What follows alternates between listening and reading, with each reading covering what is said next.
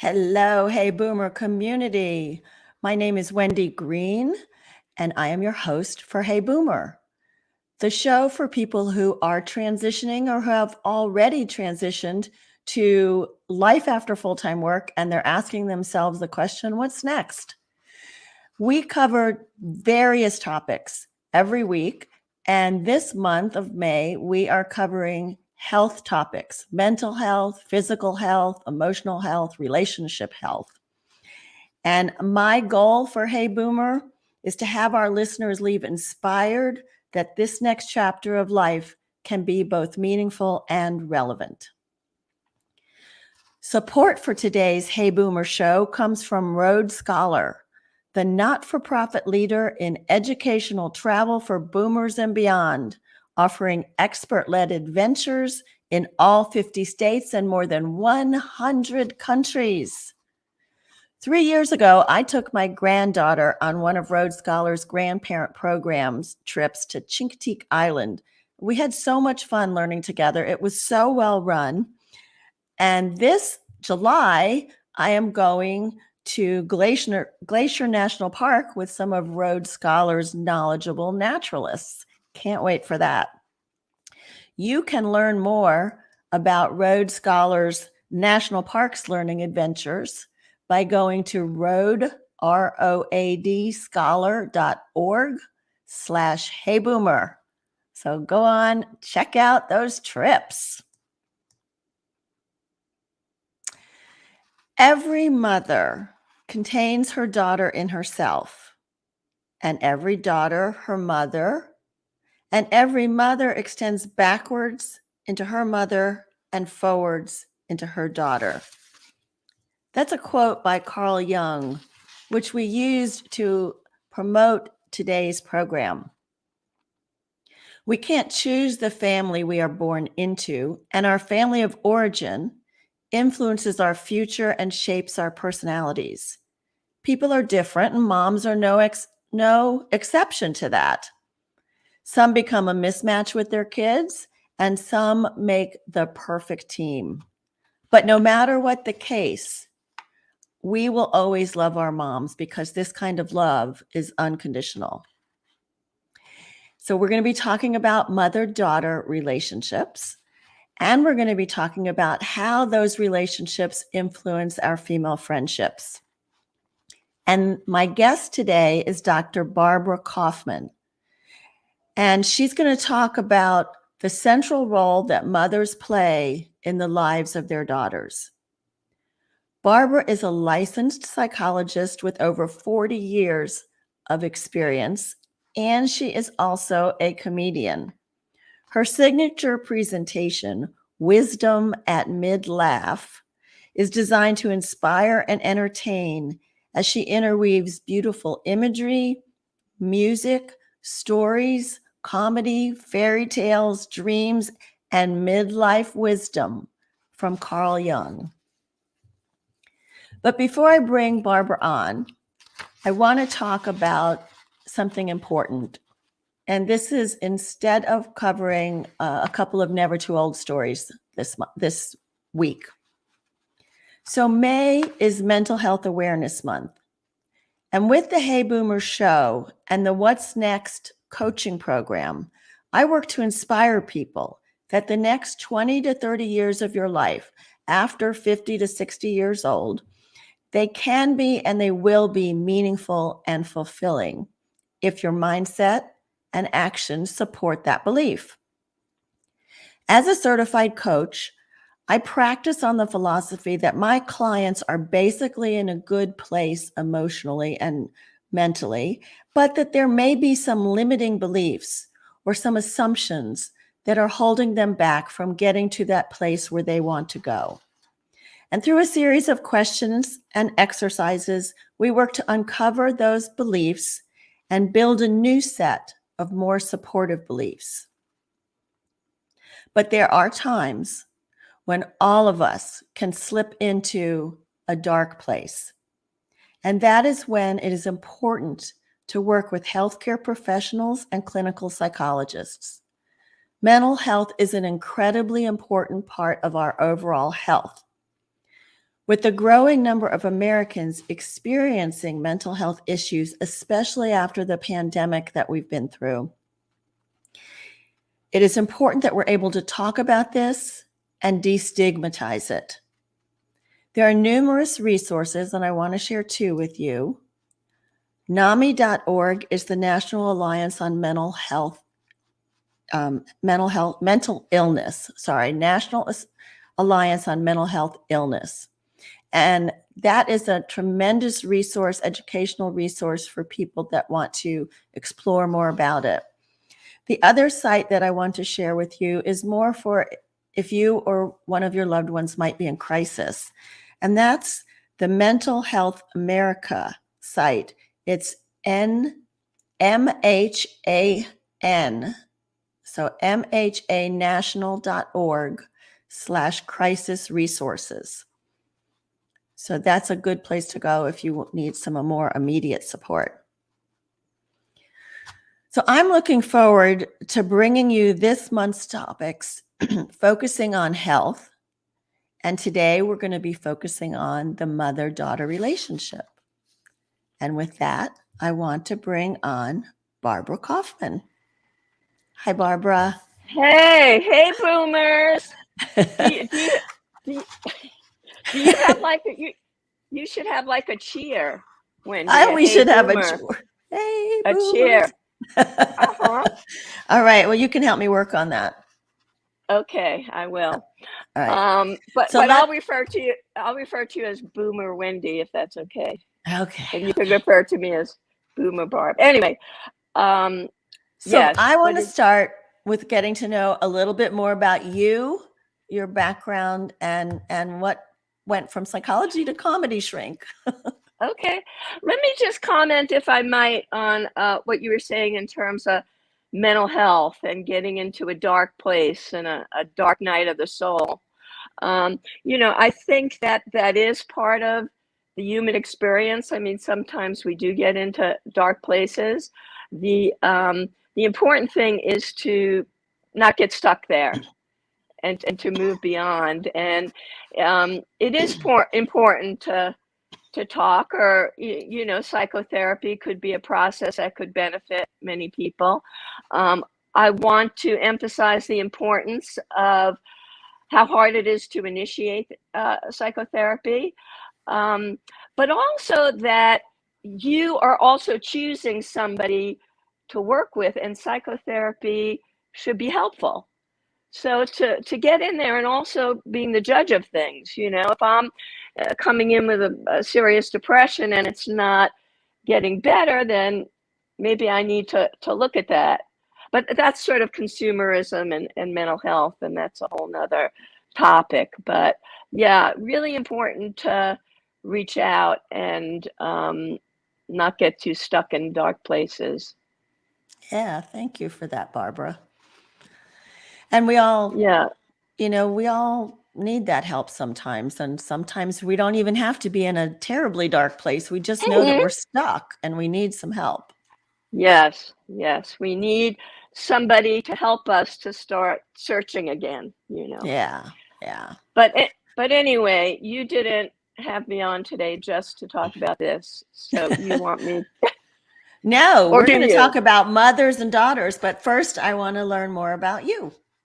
How did I get into comedy? I think was you. 45 years of coaching, of counseling, of psychotherapy, being a psychologist. Well, they're two different questions. One started when I was in my early 20s, and my attraction to becoming a psychologist and a therapist.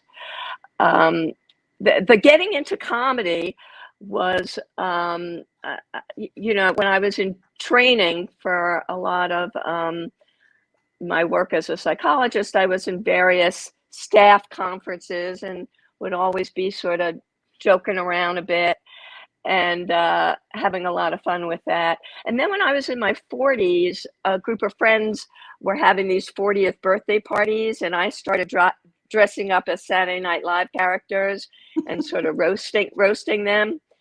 And then probably about 15 years ago, I thought, I don't want to do that anymore. So I started going to the comedy clubs, but you know, and you know, it was fun, and I think I was fairly successful, but it was a different age group, and I really wanted to work with boomers. Of course, they get you. Yes, yes.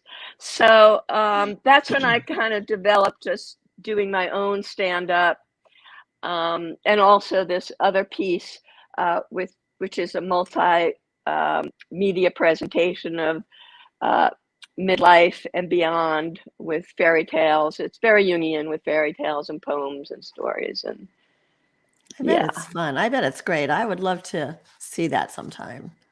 Okay. All right. I'll keep you posted. Please do. Mothers And daughters. So how did you, you know, what compelled you to want to talk about that today? Because we bounced around about a couple of ideas. Yeah, well, I think because it was before Mother's Day, and I think you know, it's just a great topic as we come upon mothers just being so central, you know, in the gestalt, so to speak. Okay. Yeah. All right. So happy Mother's Day this weekend, everyone. And let's dig in to what is the relationship about? Okay.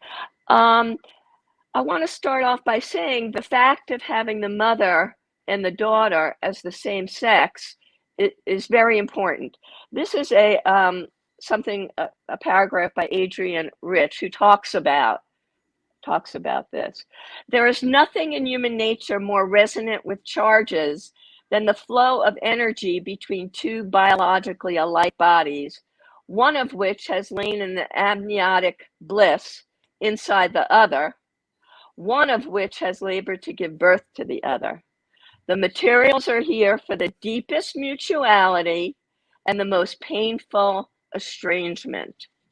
So, you know, from the beginning, the mother and daughter being the same sex means it's easier to project onto the same sex child, which means I may look to my daughter unconsciously some of my wishes, some of my needs. You know, maybe I could think in my life a little bit about getting from my mom that, you know, her wish to be loved, and for me to sort of be responding to that, her wishes that didn't get fulfilled. Or mother-daughter, there's this projective identification. I am you, you are me. It's sort of from the inside out. You could know mother-daughter from the inside out, if you will. Where the boy is always the other, right? Difference in gender, different biology, different social experience. So the boundaries are always more clear. A little story. I remember when I was in training, I was working for a very, very accomplished psychologist. I'll call her Ruth. And she shared this. She said, you know, when my son separated or, you know, ran away from me, it was okay. It was expected, you know. But when my daughter started separating and moving away, it felt like a personal rejection. So there's a lot of difference in that. And, you know, the daughter's separation is more fraught than the boy's separation. So women boomers could ask themselves, did my mother hold me too close? Did she want me to be too much like her? Was there, you know, did I have a mother who pushed me out and didn't allow me to be close? Or for the daughter, the key of here in this blissful attachment and holding back or changing that could feel like a betrayal, right? So there's, again, the capacity for that deep mutuality, and also the separation and becoming one's autonomous, independent person is harder for the woman. It's not a clear boundary as with a son. So that's why we hear so often about the struggles that we as daughters or we as mothers may have with our mothers or daughters, because we're wanting to hold on, but we're also wanting to separate. We're wanting to make them like us, but we're also trying to think about, well, maybe they need to be who they need to be. Is that? Well, I'm not sure it's all that conscious. You know, some of this is conscious, some of this is unconscious. But just that sense of finding yourself as a daughter in such a similar, so much projection, identification going on is very different than the boy who is always separate, right? Always different. That sameness is what the issue is. And the separation within the sameness, because, you know, as Jung talks about in individuation, our goal is to come in and to develop ourselves apart from our influences, you know. And if we have, you know, a mother who sort of holds too tight, or a daughter who holds too tight, they, you know, maybe there isn't this separation. Yeah. I mean, it's interesting because I think my relationship with my mother was very different than my relationship with my daughter, which was confusing to me. And then I see her relationship as being different with her daughter. And so, you know, that quote that we started with about looking back and looking forward from our influences. I mean, I guess, I mean, is it a reaction to one way of mothering that we are doing something different, or is that the separation?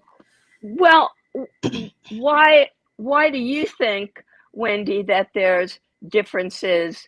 Not that that's a bad thing, but when you look and you see those differences in the female, in the generations, why do you think that is there? Part of it, I think, Barbara, is our biology. You know, is it how you're raised or how you're born, right? And I think I was working hard to please my mother and my father, and I think my daughter was like, oh no, I'm ready to separate. I'm 2 years old and I'm gone, you know. So you can see the, you know, in families, it's sort of when you're in reaction, or like, I'm going to try and not be like my mother. So you're not like your mother in sort of this opposite way. And then in the next generation, it goes back to the other opposite. Because as Jung talks about, the balance is what's important, right? Yeah. So if you're in reaction to, and well, I'm not going to be like my mother in this way, then your daughter is going to maybe reactive to that, right? Right. So I don't we're mean, not, yeah. I'm sorry, we're not just talking about our biological mother, right? Some of us may have had another kind of relationship that was more of a mother relationship. Yeah, which is you know, a good thing. I'm going to talk about that later, but the sense of the mother archetype that has so many different possibilities, which is, you know, we have a biological mother, but there are other aspects of mothers that we get from other women. And I think one of the booms of the you know, feminism and the women's movement was, you know, that women can mother other women, you know, bringing that to other women. I could talk a little bit about female friendships if you want, Wendy. Yeah, let's do that. I want to make a couple of comments. Laura, you may be a mother of sons, but you are a daughter of a mother. So there are some dynamics there to think about. And Elizabeth, trying to please the mother, living up to expectations. Yes, that's not always easy. It's a long way to go to let go of trying to please, she says. Mm-hmm. Yeah. So how does something like that influence female friendships? Our Friendships. Yeah. Well, remember that mutual connection that we talked about a minute ago. So in women-to-women friendships, you get that easy back and forth and talking uninhibited with each other, this intimacy and connection. I remember one time I was at a wedding and I was pretty bored, so I ended up going into the kitchen, and the bathroom, and it was one of these fancy places that, you know, a woman would give you a napkin and all this, and I just was in there talking to her for about a half hour. And when I came out, my partner at the time, his cousin, older man, he said to me, "Where were you?" And I told him about this. How could you, you know, know all that from talking to somebody? And again, I think there is that close connection between women that develops pretty quickly. And then what happens in female friendships? Well, you know, there may be some hurt or anger that comes up, or envy, competition, abandonment, that stirs up either consciously or unconsciously because of the relationship, you know, the original relationship.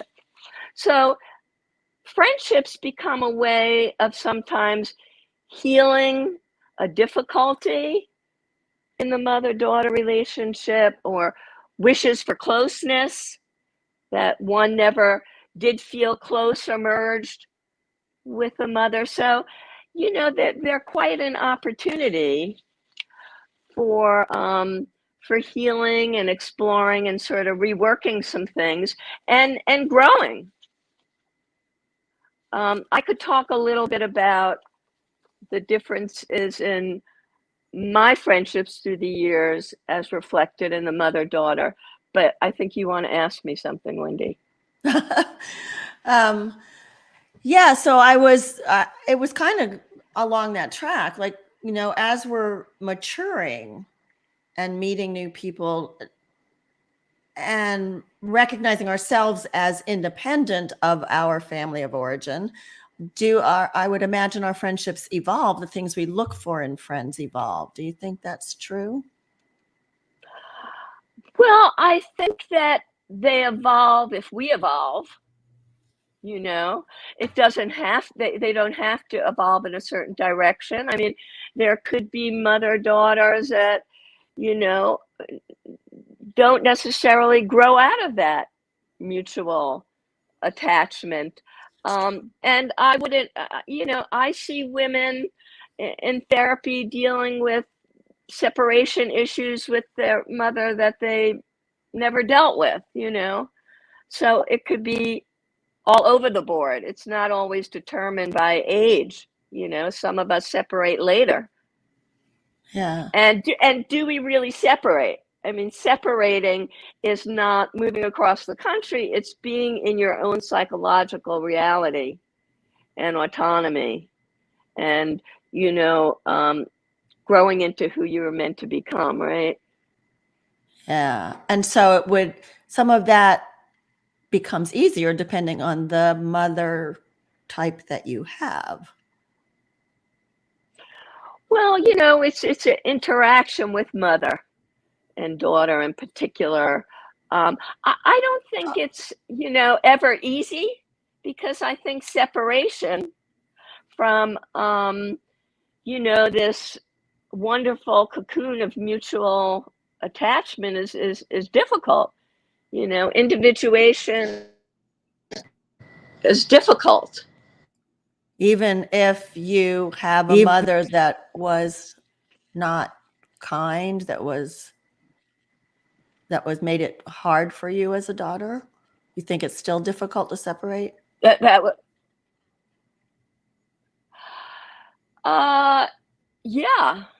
yeah. I think with any mother you have, you know, as you evolve, you need to come to terms with, I'm going to talk about this more in Archetype, but you need to come to terms with your mother as human being, you know.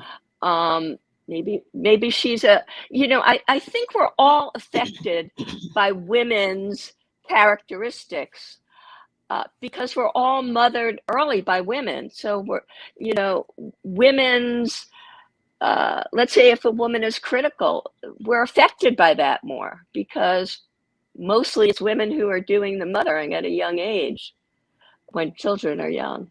And I totally get what you just said about seeing ourselves or seeing our mothers for who they are. I think I realized when I went away to college for a year, not living at home that first year, I saw my parents differently and the roles that they played in the family, as more as people than as parents. But that was probably the first time for me. I wasn't that rebellious teenager. But talk about the archetypes. I think that would be interesting. Okay, I will. I'll do that right now, Wendy. Okay.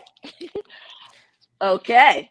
Now, what is an archetype? That's what you were wondering. And archetypes, it's a difficult concept sometimes to understand, and there's many different definitions of it. But anyhow, the two that I find most helpful is an archetype is a predisposition of the human psyche that seeks its match in the environment. And it's also the deepest, most collective part of the psyche. So an archetype, the mother archetype, may be something, that cavemen dealt with, right? I mean, it's the sort of the psychological history of humanity, if you will, although some people might disagree with that. But anyhow, the mother archetype, everybody is born to mother.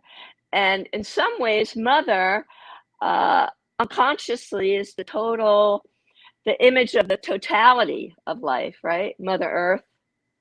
But I think it's important to remember that every archetype is bipolar, which means the mother archetype, the positive, beautiful, Venus, Mother Mary, protector, nourisher, empathy, positive mirror, that's all the positive mother archetype. The negative is the evil fairy tales, the evil stepmother, Medusa, devouring, disease, holding fast on to destruction.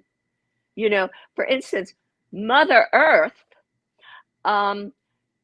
brings back into itself, right? I mean, you're born, but there's also the destruction of going back into the mother archetype, right? So, when we deal with mother, we're dealing with the archetype of positive and negative. Let me talk a little bit about mother love. What's so important and so central about the mother archetype and how central it is almost to life itself is, in the research on trauma, they say that when people are in terror, they call for either God or mother, which again, I think is pretty interesting. Shows you the depth of the mother love and connection. Here's some definitions of mother love. Most moving and unforgettable memories of our lives, the root of all growth and change, the long silence where everything begins and ends. Mother carries the image of the totality of life. So that's part of the bigness and the depth of the mother archetype. I was thought that when I hear Jewish, oh, you're like a Jewish mother. What do you hear when you hear that, Jewish mother? What part of the archetype of the mother archetype do you hear? That's where I hear the nourishing. Here, I've made extra chicken soup. Take that home with you. Let me load you up with food. Well, like every archetype that has a bipolar, sometimes I hear a little bit of a anti-Semitic undertone in that, the over-involved mother, the suffocating mother, the devouring mother, right? Like So, in the Asian culture, you have what they call the dragon mother. What do you hear when you hear that? And I also then hear, yeah, high expectations. You've got to be better than everybody else. But you could also then hear, the Asian, what's the word? Not anti-Semitic, but the Asian hate, the Asian, just, disrespect. and which I think leads me to something that I think is really important, to be able to differentiate between one's personal human biological mother and what's the mother archetype. And I'll give an example of that. One of the positive mother archetypes, right, on the positive side, is mother as giver, right? Unconditional giver, the source. Like you were saying, the mother, you always available, always giving. And that turns into sometimes an attitude when it's abused of, which is the negative. Well, if mother doesn't want to give, it's because she's being withholding, right? So we're going to take. That, I think, is part of the basis of abusing the climate, right? Abusing We're Mother going Earth. to be, abusing Mother Earth, taking. If she's not giving, we're going to take, right? And the backlash, of, Mother Earth and the hurricanes and the floods and all that. You can't just take. There's a consequence of that because Mother Earth is living, right? So again, that, sometimes things switch between the positive mother archetype and the negative one. But with the biological mother too, sometimes we see her, even on Mother's Day, we're celebrating all the positive archetypes of mother, right? But what do you do when mother is critical? Is that negative? And well, it may not be negative in the sense of it can transform you into a different place. I mean, a lot of healers and psychologists and social workers are, wounded healers, right? So maybe the woundedness could transform into something different. I remember the story about this guy that was laying in the hospital, and this one woman that came in and she said, "Oh, I'm so sorry, you're feeling so bad. Let me hold your hand." It was lovely, right? And then another woman, she comes in and she goes, "Well, what are you laying there for? See if you could, and so again, if they could transform into something growth producing." Yeah. So how do we potentially use our friendships to help heal some of these wounds that we might have received from our mother unintentionally? Right. Well, I was going to talk about that before. When I look over my path with friends, I could see my early 20s, maybe even 30s, more dependency, more giving up my power, conflict, not getting worked out real well. And it was interesting. I was thinking about this the other day because there was a friend of mine who I wanted to, ask her to become a business associate. But, she's very persistent, very powerful woman, very persistent. And, I felt like I had to talk to her about this because, we need to work with this in our business relationship. So I called her and talked about this, and she says, you're not the first person who has referred to my persistence. And then we sort of went on to kind of negotiating it. But, that's sort of an example of, friendships now for me, conflict is dealt with well, lots of space for autonomy, independence. So, you could ask yourself, what do my female friendships look like? How do I need to grow in them? And how do they reflect that,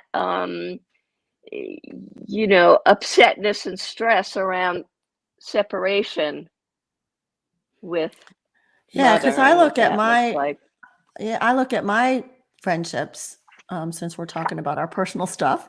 Um, and I'm usually the fixer, the healer, the one who's going to make everything better. Don't worry about it, But asking for help for myself is so hard, because I'm the strong one. Mm-hmm. I'm the independent, strong. I've always got it, very resilient, da da da da da. So one of my things I'm trying to work on now is it's okay to ask for help. It's not going to mean Mm-hmm. it's not going to mean you're weak. It's not going to mean you're less independent. So I mean, I guess those are messages I picked up along the way from family somewhere. Mm-hmm. Yeah, for sure. And comes right out of the mother-daughter. I would have a hard time seeing you being around the kitchen asking your mother to help you with everything, I usually right? say, just leave it alone. I've got this. Uh-huh. She wants to help, and I'm like, no, I got it. I got it, Mom. Mm-hmm. So a lot of this happens really early, right? Yeah. I wanted to end, if I might, Wendy, just by reading the story, this mother-daughter story. It's especially pertinent to me because my mom, who's 91, is coming to, the issues we deal with when we're at that age.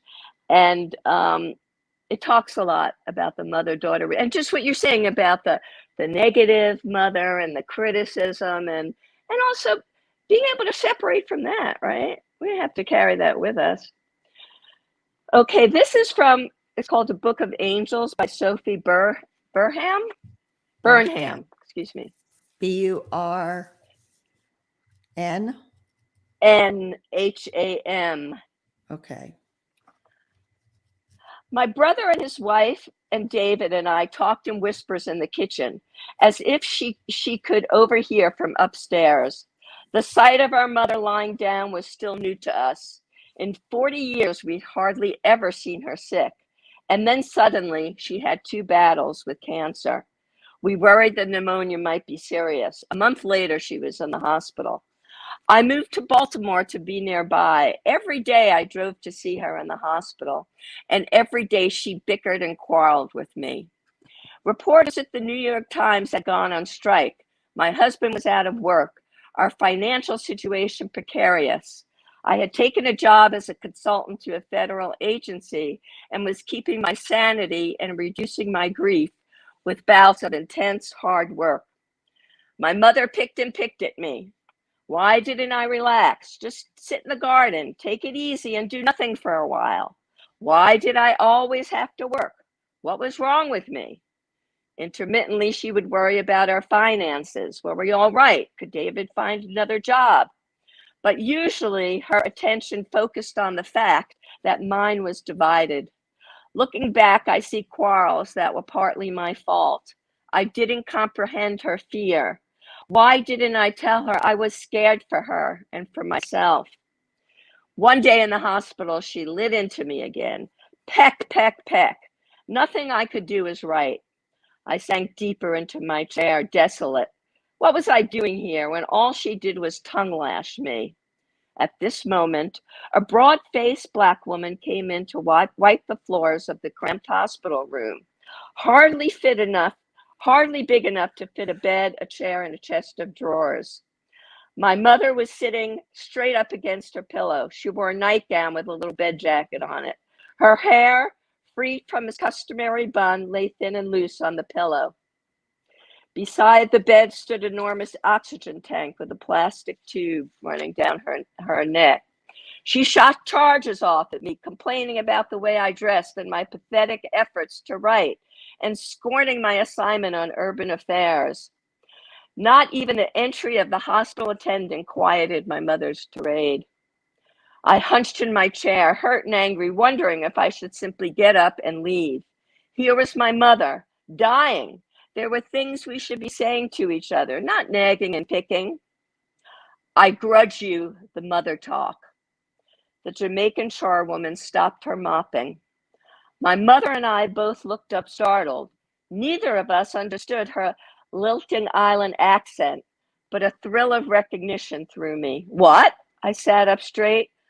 I grudge you the mother talk, she repeated, looking from one of us, smiling with a broad gold smile.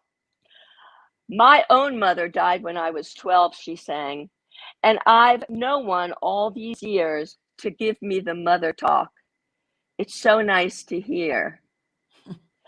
My mother looked embarrassed. I sat up even straighter, hit by joy. Of course! She was cuffing the cub, was all. I had not understood. It took only a few minutes for that beautiful dark-skinned woman to finish the floor. 3 swishes of her mop and she was done. She left, but she left us in a different state. I did not consider her an angel at the time, but marveled at the synchronicity of the encounter. This woman walking in to explain my mother's behavior and walking out again. From that moment, our relationship took a turn. We began to talk on another level. We could approach the topic of death, say how much we cared for each other. A week later, she was dead. That's a very powerful story. Thank you, Barbara. Oh, you're welcome. Thanks for listening. Yeah. So I want to finish what you're sharing with us by asking you, as I ask everybody, if there are 2 or 3 takeaways you'd like to leave with us at Midlife and beyond to think about with our mother and daughter relationships. Well, I would say to become aware, to look at them more deeply. Like you were saying, where do I want to evolve? Where do I want to get to? You know, how do I explore that? I think beyond mother and daughter, just for the, you know, that understanding the difference between the mother archetype and Mother Earth. And, you know, it's interesting that the Me Too movement and the climate change are so similar, you know, both in the sense of, you know, women expected to give and taking, right? So the abuse of, you know, the mother archetype.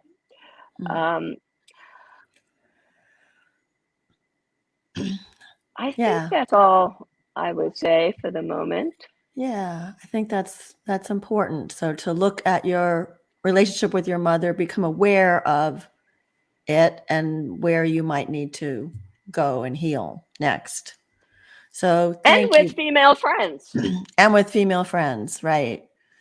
So I wanted to share how people could find out more and talk to you if they're curious about more about this and about the work you do as the comedy shrink. So you can email Barb at barbkauf, Kauf, the number 8 at gmail.com. And you can check out her website, comedyshrink.com, where you can maybe book her for a workshop or a program that you have coming up, because that would be a lot of fun. So thank you, Barbara. And thank you, Wendy. Yeah. And I just wanted to also say that if there are ways that I can help out with questions that you have, you can email me at wendy@heyboomer.biz, B-I-Z, and also ask to join our Facebook group where we support each other as we're moving into what's next. My guest next week is a woman named Heidi Skolnick. Heidi is co-author of The Whole Body Reset, and it's about the power of protein timing to keep our bodies running at maximum efficiency as we age. The program was developed in conjunction with AARP and is well researched. And I'm going to be giving away 2 Whole Body Reset books to listeners who refer someone to the show and that person subscribes to the email list. So I'll have more information about how to do that next week. But start thinking about who you might want to refer so that you can get a copy of the book. Like I said, the Hey Boomer What's Next group on Facebook. Try and join that. Don't forget about checking out some of the Road Scholar trips at road, R-O-A-D, scholar.org/heyboomer. Some amazing trips. I know you would love them. And thanks for tuning in today. And I want to remind you to live with passion, live with relevance, live with courage. And remember, we are never too old to set another goal or dream a new dream. My name is Wendy Green, and this has been